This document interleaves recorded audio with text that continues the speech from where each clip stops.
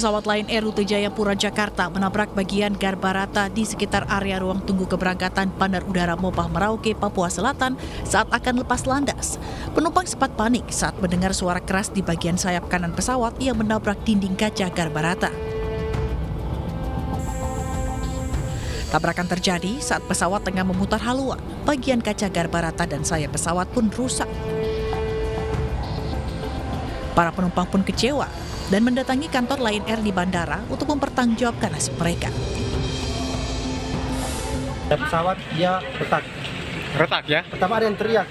Saya kaget, kan saya lagi duduk, ada yang teriak kalau saya pesawat retak.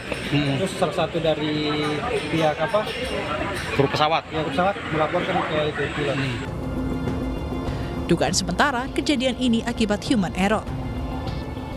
Hasil dari pantauan saya langsung ke lapangan, memang sepertinya human error.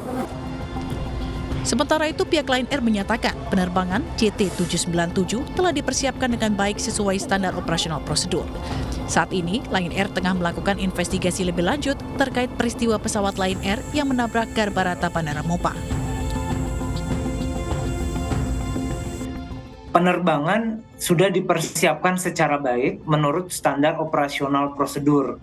Sebelum keberangkatan, pesawat dilakukan pengecekan terlebih dahulu dengan hasil layak dan aman untuk dioperasikan. Kondisi terkini, sampai saat ini Lion Air masih bekerja dengan tim yang berwenang dan terkait untuk melakukan proses penyelidikan lebih lanjut.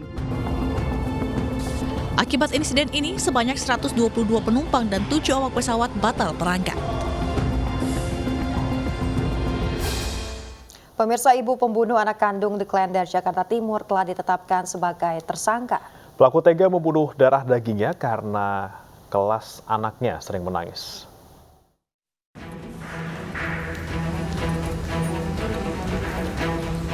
Nurwita Kurniastuti tertunduk saat digelandang ke ruang pelayanan perempuan dan anak Polres Metro Jakarta Timur. Ibu berusia 22 tahun ini tega membunuh bayi yang masih berusia 2 tahun hanya karena kesal anaknya kerap menangis. Tersangka pembunuh anak ini mengaku melakukan kekerasan terhadap bayinya sejak 1 pekan lalu.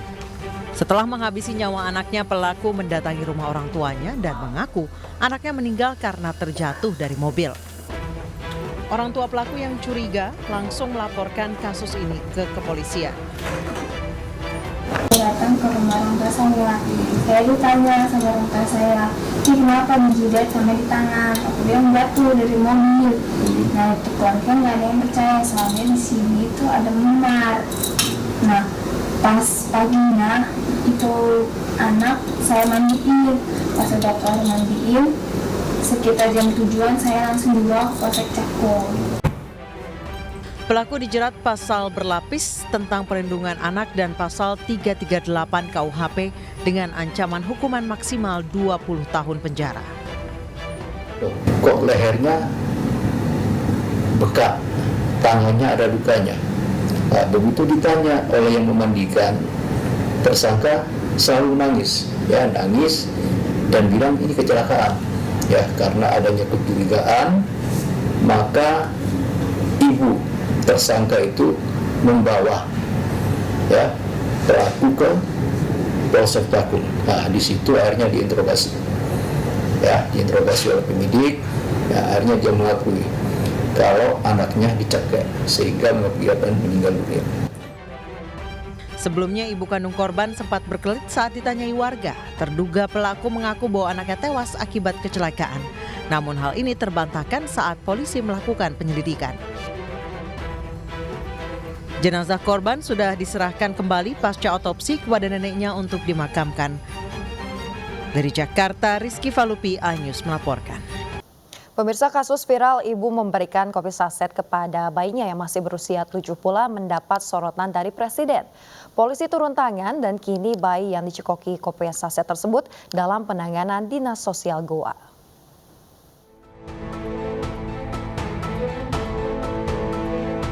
Seorang ibu menghebohkan media sosial karena memberi bayinya kopi saset. Ternyata mengaku melakukannya demi konten. Dari hasil pemeriksaan polisi, ibu muda berinisial YY mengaku tidak memberikan bayinya kopi, melainkan susu. Pelaku berharap mendapat belas kasihan ataupun perhatian saat live di media sosial dengan tindakannya. Saat ini ibu, bayi, dan neneknya yang sakit berada dalam penanganan Dinas Sosial Goa. Diduga ibu muda tersebut menderita masalah mental karena ditinggal pasangannya yang juga ayah bayinya. Ya, kemarin jadi kita serahkan baik nenek, ibu, dan bayi anak tersebut kepada Dinas Sosial untuk ke depan ya untuk diuruskan masalah penerbitan akte kelahirannya, kemudian diuruskan untuk masalah pelatihan, diberikan pelatihan ibunya agar ke depan dapat mencari nafkah secara mandiri tanpa melewati konten atau membuat konten-konten yang mengeksploitasi anak dirinya atau orang lain gitu loh. Sebelumnya aksi YY memberi kopi saset kepada bayinya yang berusia 7 bulan mendapat perhatian termasuk Presiden Joko Widodo. Saya lihat kemarin yang rame, bayi baru 7 bulan diberi kopi susu saset, kopi susu saset oleh ibunya. Karena yang ada di bayangan di sini adalah susu, itu loh. Anaknya mau diberi susu. Hati-hati mengenai ini. Oleh sebab itu sekali lagi yang namanya penyuluhan penting. Presiden juga menyinggung aparat kepolisian yang mendatangi ibu pemberi kopi saset yang viral. Menurut Presiden seharusnya kader BKKBN dan Posyandu yang pertama kali mendatangi ibu tersebut untuk memberikan penyuluhan. Tim Liputan iNews melaporkan. Seorang anggota kepolisian di Aceh Utara Aceh tersangkut di kap mobil saat hendak menyelamatkan warga. Kini pengemudi mobil ditahan di Mapolres Aceh Utara.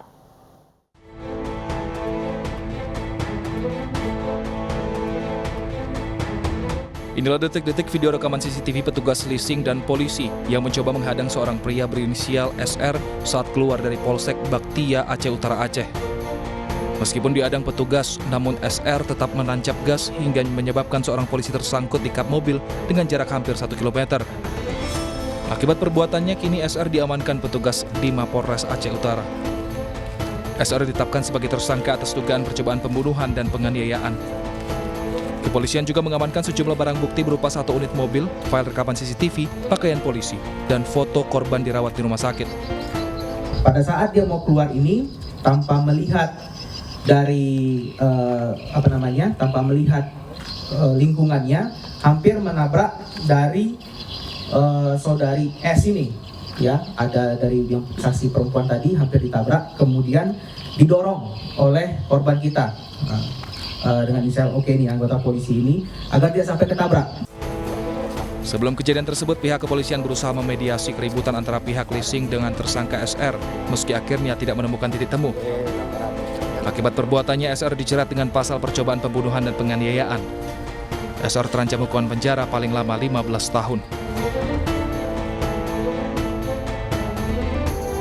Pemirsa, sejumlah terdakwa kasus pembunuhan Brigadir Yosua telah membacakan nota pembelaan di Pengadilan Negeri Jakarta Selatan. Mulai dari Ferdi Sambo yang meminta hakim membebaskannya dari segala tuntutan, kemudian Putri Chandrawati berderai air mata, hingga Eliezer yang merasa diperalat oleh Sambo.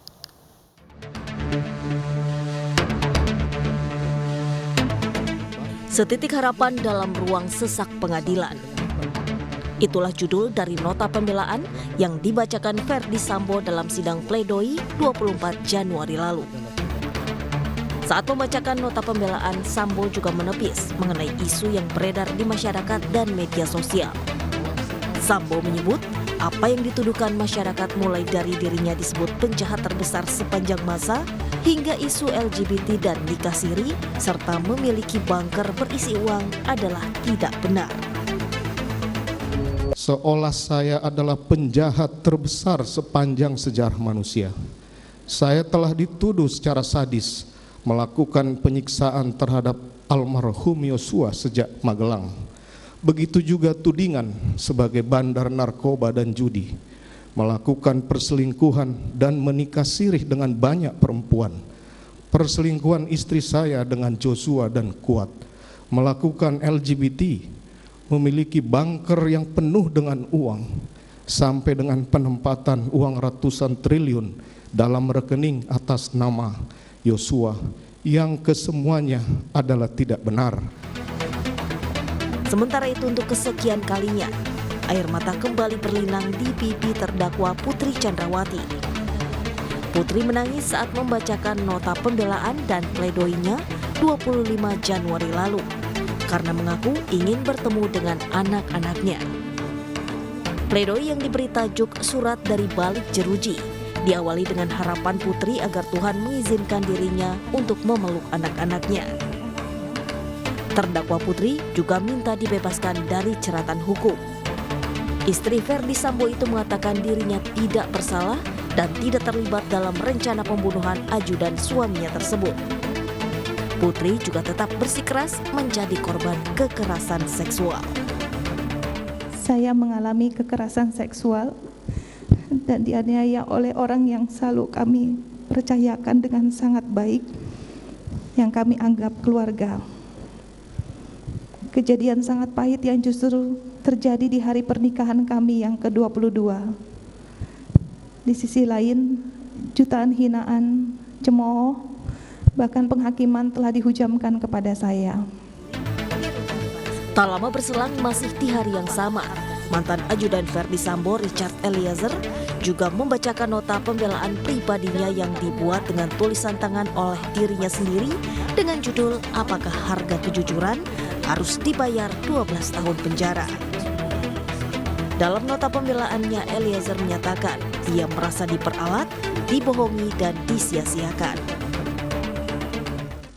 Di mana saya yang hanya seorang prajurit rendah berpangkat barada, yang harus mematuhi perkataan dan perintahnya, ternyata saya diperalat, saya dibohongi dan disia-siakan. Bahkan kejujuran yang saya sampaikan tidak dihargai, malahan saya dimusuhi. Rangkaian agenda sidang kasus pembunuhan berencana terhadap Brigadir Yosua dengan terdakwa Ferdi Sambo CS sebentar lagi menuju tahap akhir. Pasca sidang pledoi, agenda replik dari jaksa penuntut umum atas pledoi dari terdakwa dan penasehat hukum terdakwa akan diselenggarakan pada Jumat 27 Januari besok. Dari Jakarta, tim liputan iNews melaporkan. Salah satu korban tragedi Kanjuruhan gagal menuntut keadilan dalam tuntutan gugatan class action. Alasan penolakan salah satunya terkait legal standing gugatan.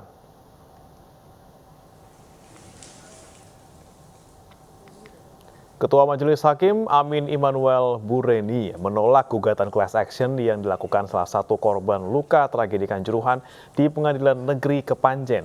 Tuntutan ganti rugi Rp146 miliar oleh Athoillah ditolak karena terkait legal standing gugatan. Menurut kuasa hukum Athoillah, Wasis Siswoyo, dengan ditolaknya gugatan dalam pengajuan class action kliennya ini tidak akan menyurutkan langkahnya mencari keadilan.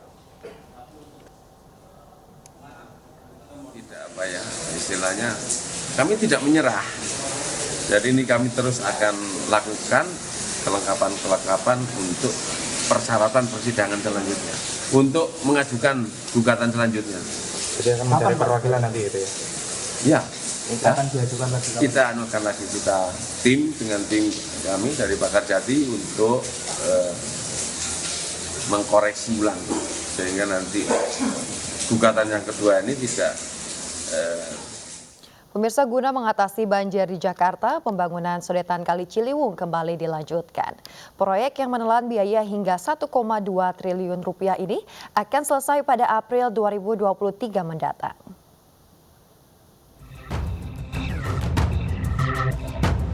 Kementerian Pekerjaan Umum dan Perumahan Rakyat melanjutkan pembangunan sodetan Kali Ciliwung sebagai upaya mengatasi banjir di ibu kota.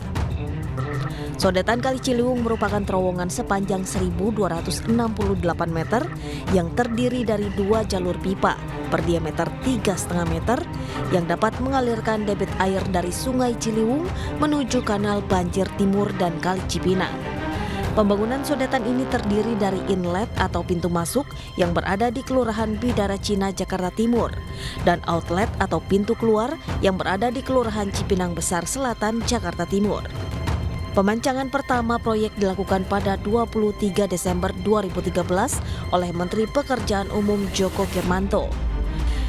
Dalam perjalanannya, pembangunan sodetan Kali Ciliwung digugat warga Bidara Cina ke Pengadilan Tata Usaha Negara karena tidak terima direlokasi.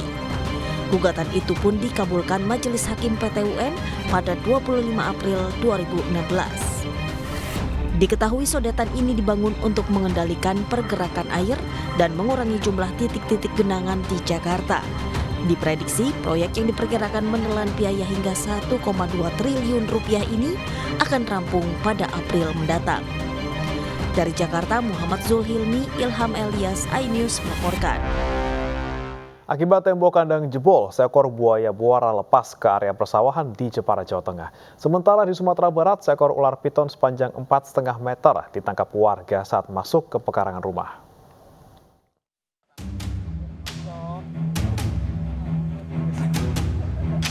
Buaya muara di objek wisata Akar Seribu, Desa Pelajang, Jepara, Jawa Tengah lepas di area pesawahan Rabu pagi.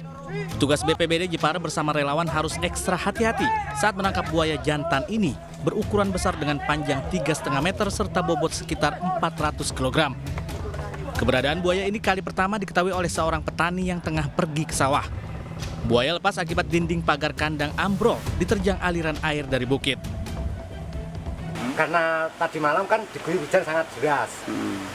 Terus ada warga yang melintas, "Mbah, boyomu terus ning sawah." "Lho, aku mau terus kuat metu."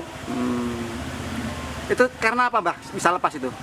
Pas lepas karena banyunya kelebihan. Airnya kelebihan terus akhirnya jebol. Lepasnya buaya di objek wisata Akar Seribu ini terjadi untuk kali kedua. Dengan lepasnya buaya kali ini, pihak pengelola objek wisata Akar Seribu mengembalikan buaya ke pihak BKSDA Jawa Tengah.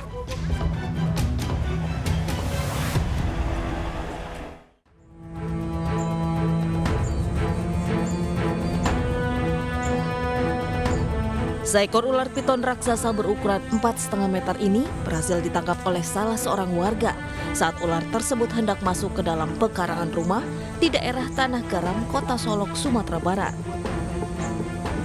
Dikarenakan ukuran ular yang besar, warga pun melaporkan ke petugas pemadam kebakaran untuk dievakuasi. Jadi kami segera menindaklanjuti dan memerintahkan langsung anggota segera berangkat karena keadaan berbahaya, bahwa anggota saya tidak ada berangkat 3 orang, lebih dari 6 orang berangkat, tidak ada 2 orang 3 orang karena ularnya laporan dari warga itu besar. Jadi ular ini ditelepon ke saya pribadi, kebetulan saya pribadi ada di Kota Solo, di rumah ibu di Tanah Garam. Nah, kalau seandainya saya tidak datang menangkap ular ini pasti dibunuh katanya. Diancam untuk dibunuh. Selanjutnya ular tersebut dibawa ke kantor pemadam kebakaran agar bisa diserahkan kepada Dinas BKSDA untuk direhabilitasi dan dilepas liarkan ke habitatnya. Dari Kota Solok, Sumatera Barat, Budi Sunandar, iNews melaporkan. Pemirsa, Ketua Umum Partai Gerindra Prabowo Subianto menanggapi hasil survei terbaru dari Lembaga Survei Indonesia yang menempatkan partainya sebagai partai terbesar kedua setelah PDI Perjuangan.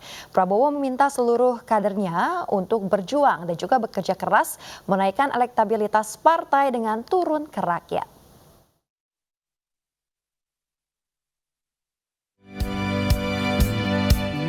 Lembaga Survei Indonesia merilis elektabilitas partai jelang pemilu 2024. Dalam survei, Partai Gerindra ditempatkan sebagai partai terbesar kedua setelah PDI Perjuangan dengan perolehan 12,1%. Hasil ini ditanggapi langsung Ketua Umum Partai Gerindra Prabowo Subianto.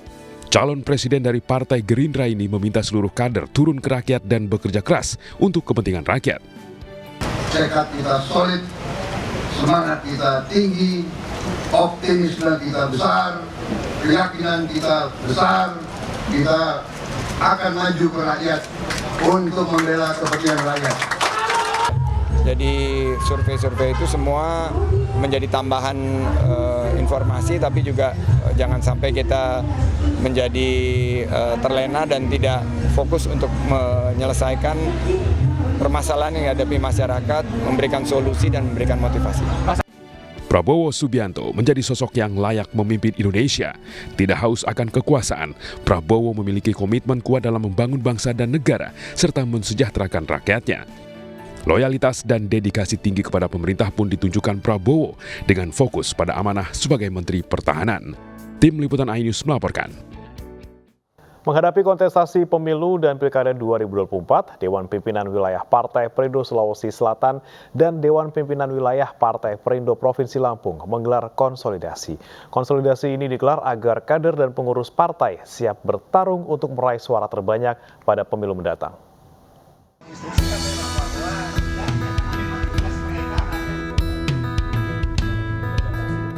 DPW Partai Perindo Provinsi Sulawesi Selatan dan DPD Partai Perindo Kabupaten Goa menyusun strategi untuk menghadapi pemilu 2024 mendatang. Dari 4 kursi di DPRD Goa saat ini, Partai Perindo menargetkan meraih kursi lebih banyak dari 7 dapil. Selain mempersiapkan diri untuk pemilu legislatif, Partai Perindo juga menyusun persiapan menghadapi Pilkada Bupati 2024 di Kabupaten Goa. Pilkada ke depan dengan kekuatan yang ada saat ini di Partai Perindo, itu kita punya kepercayaan diri dan keyakinan untuk mendorong kader kita itu, baik sebagai bupati maupun wakil bupati. Untuk pileg ini untuk di Kabupaten Goa sudah berjalan. Dari 4 kursi kita akan target menjadi pimpinan dewan, sehingga di 7 dapil kita akan berusaha semaksimal mungkin itu akan terisi semua dan akan terpilih. Sementara DPW Partai Perindo Lampung melakukan konsolidasi ke DPD Kota Metro. Sejumlah program dan strategi kemenangan Partai Perindo di pemilu 2024 menjadi poin penting dalam konsolidasi ini. Untuk melihat persiapan partai, target kita adalah setiap dapil itu ada 1 kursi. Kalau di Metro ada 4 dapil, untuk 4 dapil itu bagaimana minimal 1 kursi itu dapat memilih. Nah, lalu dapat menyumbangkan juga 1 kursi di provinsi. Konsolidasi ke sejumlah DPD di Provinsi Lampung akan terus dilakukan untuk membahas program serta strategi kemenangan Partai Perindo di pemilu 2024. Tim Liputan iNews melaporkan.